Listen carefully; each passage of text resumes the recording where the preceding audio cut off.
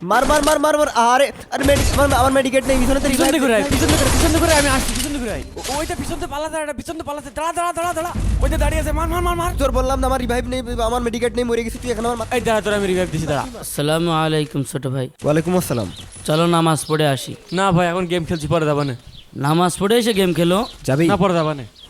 হুজুর আরেকদিন যাবানে, আপনি যান।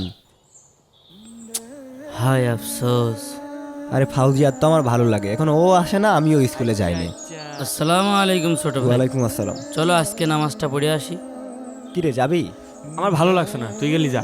আচ্ছা তোমরা আমার সাথে এক জায়গায় চলো। কোথায়? ভয় পেও না, তোমাদেরকে মসজিদে নিয়ে যাব না, আসো আমার সাথে। চল তো। চল। আসো। এই যে দেখো, বুঝলাম না ভাই, আপনি আমাদেরকে গরস্থানে কেন আনলেন? এই যে এখানে কবরগুলো আছে, সবাই এখানে একা একা আছে। কেউ কি কারো বন্ধু নিয়ে আসে? না তো। তাহলে তুমি যে বললে তোমার বন্ধু ছাড়া তুমি নামাজ পড়তে যেতে পারবা না, তুমি মরার পরে তোমার বন্ধু কি তোমার সাথে কবরে একসাথে থাকবে?